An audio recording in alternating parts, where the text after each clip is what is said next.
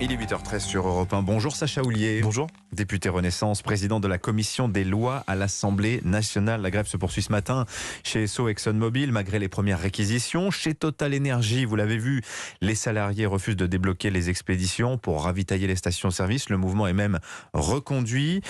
Vous croyez, comme l'a promis hier soir Emmanuel Macron, Sacha Houlier, vous croyez à un retour à la normale dans le courant de la semaine qui vient ? Je l'espère, ce serait justifié si les conclusions, en tout cas si les négociations sont conclusives. Aujourd'hui, qu'est-ce qui se passe ? Vous avez une société qui fait des bénéfices exceptionnels, on en a suffisamment parlé, y compris pour l'imposer, on y reviendra certainement. Vous avez des salariés qui demandent leur part de ces bénéfices exceptionnels et une grève qui est la conséquence. Les négociations sont ouvertes et lorsqu'elles sont conclusives, elles débouchent sur un accord. Cet accord est mis en œuvre.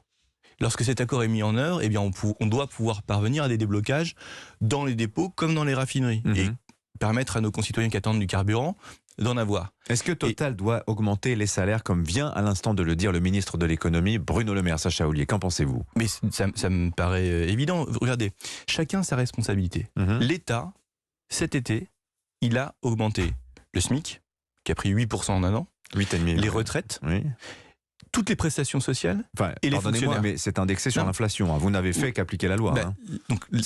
Sur le SMIC, oui. Il n'y a pas de coup de pouce. Sur le SMIC, oui. Sur les prestations sociales, sur le dégel du point d'indice des fonctionnaires ou encore sur l'augmentation des retraites, c'est une volonté politique. C'est l'État qui a augmenté les salaires de toutes les personnes qui dépendent directement des traitements, des salaires, des pensions qui dépendent de lui. Très bien, mais lundi matin en Mayenne, Emmanuel Macron dit le gouvernement n'a pas à s'immiscer. Que dirait-on si le gouvernement s'immisçait dans des négociations salariales d'une entreprise privée? Précisément. À partir du moment où l'État a pris sa responsabilité à l'égard des personnes qui dépendent de lui, il appartient aux entreprises de prendre leurs responsabilités pour les salariés qui dépendent d'eux.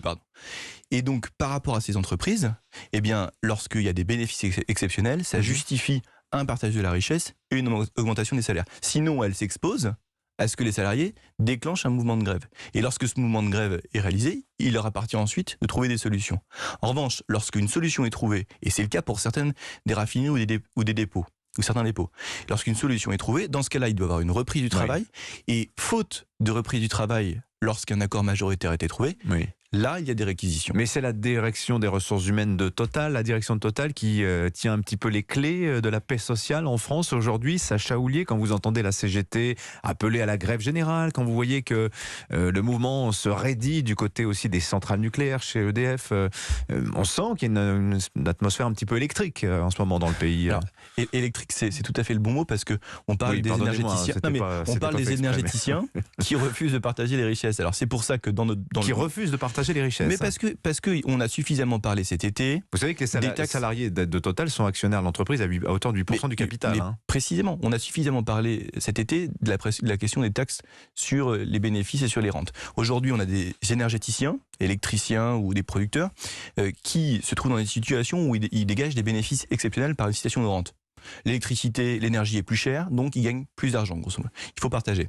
Et donc, par rapport à ça, l'État fera tout ce qui est en son pouvoir, y compris en transposant dans le prochain budget des règles européennes qui vont taxer les profits.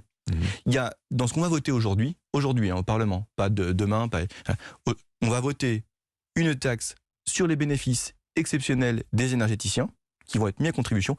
La taxe sur les superprofits, c'est aujourd'hui à l'Assemblée. Ça va être voté, c'est un amendement du gouvernement.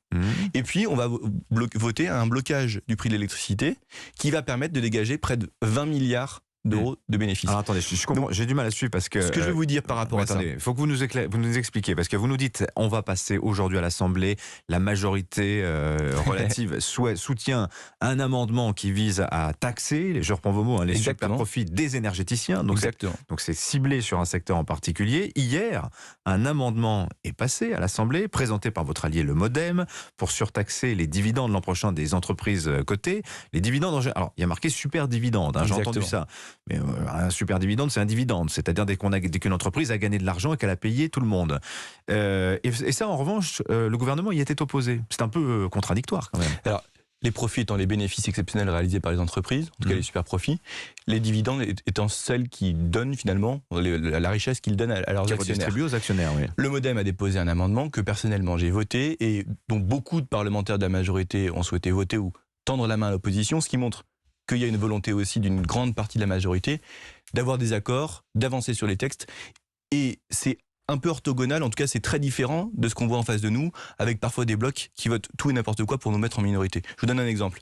Sur une loi de programmation, on a eu toute l'opposition, la France Insoumise, le Rassemblement National, les oppositions républicaines, qui ont voté contre le fait qu'on donne 3 milliards d'euros de plus dans les budgets à venir à l'éducation nationale. Est-ce que c'est sérieux? Donc, nous, effectivement, on peut avoir ce genre de débat entre nous, où on dit, est-ce qu'on taxe pas? Est-ce que, pour le coup, on met à contribution les actionnaires pour financer la transition écologique des entreprises? On a dit oui. Par contre, on attend que lorsque nous, on tend la main, lorsque nous, on fait ces efforts, lorsque nous, on accepte de discuter, on ait des partenaires en face qui fassent la même chose. Et ça, pour le coup, à l'Assemblée, c'est pas toujours évident. On reparlera de la séance de l'Assemblée nationale et de ce qui se passe actuellement. Mais juste d'abord, une question. Le programme d'Emmanuel Macron, son premier quinquennat, a été placé sous le sceau de l'attractivité. Est-ce que vous ne craignez pas de complètement casser ce message en parlant de taxer les entreprises qui gagnent de l'argent, les super profits, etc.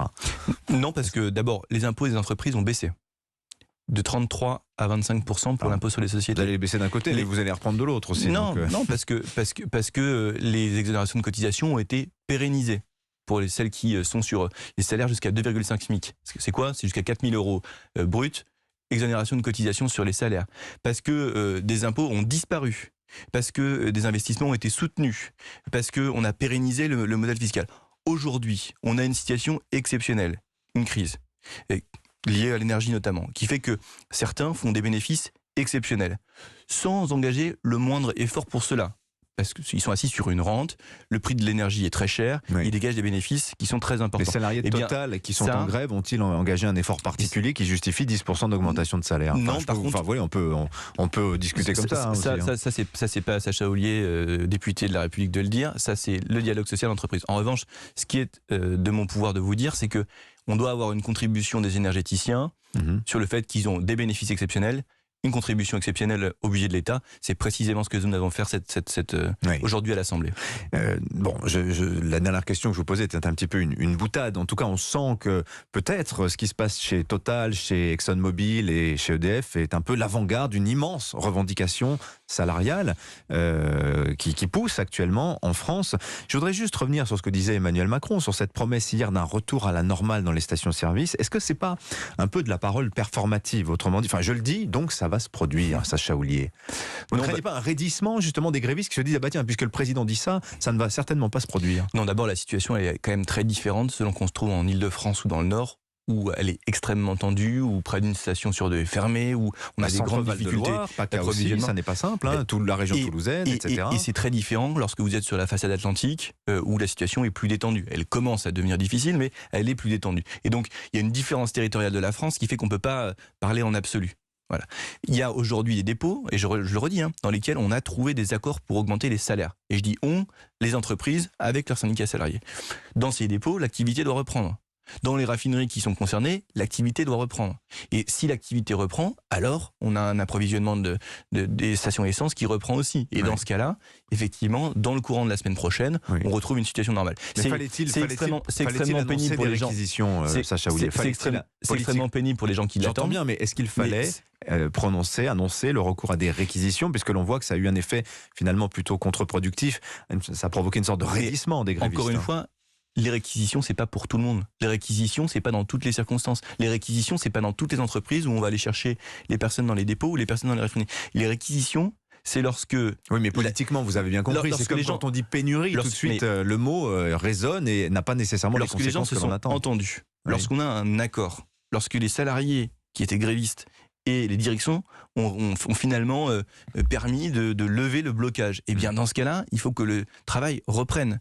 C'est logique. Et c'est dans ces circonstances-là, et seulement dans celles-ci, qu'on a finalement des réquisitions pour faire travailler. Les réquisitions, elles n'ont pas lieu chez les grévistes. Par exemple, dans les dépôts dans lesquels ça a eu lieu, 4 personnes ont été réquisitionnées, non parmi les grévistes, mais parmi d'autres salariés de l'entreprise. Sacha Houlié, autre sujet, vous passez beaucoup de temps à l'Assemblée nationale en ce moment, évidemment, c'est le débat budgétaire. Alors ça se passe pas très bien, on le voit pour la majorité relative, vous enchaînez les défaites. Les oppositions sont parvenues par exemple à rejeter hier en première lecture l'article liminaire du projet de loi de finances qui gravait dans le marbre l'objectif de contenir le déficit à 5% l'an prochain. À quand le 49.3, Sacha Houlié, pour abréger vos souffrances Le gouvernement en a validé le recours hier en Conseil des ministres. Non mais d'abord, vous avez dit quelque chose de très intéressant. Les oppositions réunies, dans un peu un grand n'importe quoi, ont décidé de rejeter l'équilibre des finances publiques. Voilà. En tout cas, le fait de contenir le déficit à 5%, qui était l'objectif que nous nous sommes fixés. Bon, ça dit beaucoup d'une forme d'irresponsabilité qui est la leur de dire, bah, écoutez, les dépenses publiques dérapent, c'est pas grave. Les impôts ne sont pas appelés, c'est pas grave. Elles s'en sont expliquées. Je les ai entendues dire, oui, mais en commission des finances, tout ce qu'on a dit, ça semblait ne compter pour rien. Et il y avait une sorte de protestation un peu symbolique. Et on en a tenu compte, puisque vous venez précisément de dire que nous, députés de la majorité, on a été capables de tendre la main sur certains aspects, y compris sur des aspects sur les surdividendes, pour amender notre copie, pour prendre leurs amendements et pour modifier le projet de loi de finances. Donc, de ce point de vue-là, nous, on fait les efforts. Mais les efforts, ça peut pas être un monologue. Les efforts, c'est un dialogue. Et si personne ne tend la main en face, effectivement, il y a quelque chose qui pend comme une épée de Damoclès au-dessus de la tête de tous les parlementaires, c'est le 49.3. Moi, je suis pas pressé. J'ai pas d'attente particulière du 49.3. Ça peut attendre cet après-midi, par exemple. Mais ça peut attendre plus longtemps. Demain matin. Si on est capable de s'entendre encore sur des articles, sur des amendements, avançons. Enfin, il y a pas de, le coup près, on n'est pas obligé de le faire tomber. Oui. Voilà. On n'est pas contraint de se dire. Pourquoi attendre, Sacha Houlié, très techniquement, puisque finalement, ça semble être l'issue inéluctable de ce débat de budgétaire. Mais est-ce que c'est l'issue inéluctable ou est-ce que l'opposition veut la rendre inéluctable ? Est-ce que l'opposition cherche le 49.3 ? C'est la question que je pose. Est-ce que finalement, c'est pas eux qui veulent se dire, regardez, le gouvernement passe en force en ayant tout fait pour que cette hypothèse soit réalisée? C'est une question que je pose ce matin. Bon, en attendant, les Français voient les oppositions à la majorité s'écharper sur le projet de loi de finances. Et les Français ils voient surtout le niveau de l'essence qui descend, voilà. Et c'est ce qui les préoccupe davantage que le débat à l'Assemblée nationale. Je me fais pas trop d'illusions sur cette question. Autre sujet, Sacha Houlié, qui vous préoccupe, la réforme de la police judiciaire. Vous lancez une mission d'information autour de cette réforme qui provoque beaucoup de remous dans la maison police. Alors ça concerne un petit nombre de policiers, mais c'est très symbolique. Et surtout, l'on voit les tensions que cela provoque. Pourquoi cette mission d'information? Qu'est-ce que, d'ailleurs, vous cherchez à savoir, Sacha Houlié, dans cette mission? Pour cette mission d'information qui concerne effectivement 5000 policiers, les policiers de la police judiciaire, on a décidé à la commission des lois de l'Assemblée nationale de lancer il y a quelques semaines une mission d'information sur l'expérimentation. Vous savez que la réforme de l'expérimentation, parce que la réforme est appliquée à titre expérimental dans 8 départements. Dans 8 départements hexagonaux, en France métropolitaine, et dans tous les départements ultramarins. Donc, le ministère de l'Intérieur doit rendre une copie en disant on a évalué. Comme le ministère de l'Intérieur avait un petit peu de retard sur cette évaluation, on a décidé à l'Assemblée de faire cette mission d'information qui est confiée à une parlementaire de la majorité, Marie Guévenoux, et à un parlementaire de l'opposition, Hugo Bernalicis. Ils doivent rendre leur conclusion, j'espère, à la fin du mois de novembre ou à la mi-décembre, pour nous dire... C'est l'amorce d'un débranchage de cette réforme, Sacha Houlié? Non, mais non. D'abord, il faut regarder ce qui a marché et ce qui n'a pas marché. Et puis, sur cette réforme, permettez-moi comme une petite observation, c'est quand même un peu curieux de voir le ministre Gérald Darmanin défendre la position de Pierre Joxe et Jean-Luc Mélenchon celle de Charles Pasqua. Voilà. Pour ce qui concerne de cette analyse, moi je serai à Marseille au mois de novembre, au tout début du mois de novembre, pour rencontrer les policiers de la police judiciaire et pour voir finalement ce qu'il en est sur le terrain, les craintes qui sont exprimées, et puis savoir si ces craintes elles sont justifiées ou non.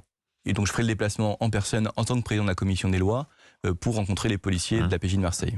Dernier sujet, Elisabeth Borne va lancer, Sacha Houlié, aujourd'hui des concertations politiques sur la réforme des retraites avec les patrons de chacun des groupes politiques à l'Assemblée. Sur quelle ligne êtes-vous sur la réforme des retraites, Sacha Houlié? Je vous pose cette question parce qu'on sent que ça tire un peu à la corde au sein même de la majorité. Édouard Philippe disant par exemple le week-end dernier, il faut bouger beaucoup, il faut aller jusqu'à 67 ans. Et Aurore Berger, patronne du groupe La République En Marche, en disant non, c'est surtout pas le projet. C'est quoi le vôtre alors, Sacha Houlié? Où doit aller cette réforme des retraites? Je pense qu'Aurore Berger a raison. En fait, il ne s'agit pas de dire 60, 65, 67 ans. On prend le débat par le mauvais bout. On ne va pas dire on calque une mesure d'âge sans avoir dit ce qu'on voulait faire. Alors qu'est-ce qu'on veut faire? On veut financer la retraite par répartition. On veut que tout le monde ait une retraite par répartition. On veut financer des nouveaux droits. On veut dire, est-ce que tout le monde a le droit à une retraite minimum de 1100 €? Nous, c'est oui. Est-ce que les gens qui ont commencé tôt peuvent partir plus tôt? Nous, c'est oui. Est-ce que les gens qui ont eu des carrières pénibles... Non, mais est-ce que les gens qui ont eu des carrières pénibles peuvent partir de façon anticipée. Nous, c'est oui. Et donc, quand on a fait tout ça, ça coûte de l'argent. Est-ce qu'on veut mieux vieillir? Est-ce qu'on veut pas tous terminer très rapidement à l'EHPAD? Nous, c'est oui. Pour tout ça, ça coûte de l'argent. Et une fois qu'on a mis en place tous ces droits, combien d'argent faut-il pour le financer? Et en conséquence, quelles réformes faut-il faire? Est-ce que c'est le seul allongement de la durée de cotisation? Est-ce que c'est une mesure d'âge sur l'âge légal de départ? Ça, c'est des questions qui se posent après avoir dit ce qu'on veut faire. Donc je suis d'accord avec Aurore Berger sur cette question. Merci Sacha Houlié d'être venu nous voir ce matin sur Europe 1. Merci à vous. Je rappelle que vous êtes député Renaissance de la Vienne et président de la commission des lois à l'Assemblée nationale. J'ajoute qu'à l'instant, le groupe Total annonce le versement d'un bonus d'1 mois de salaire à tous ses salariés dans le monde, à condition qu'un accord soit trouvé avec les grévistes. 8h28, tout ça va vous être rappelé dans quelques minutes par Alban Leprince.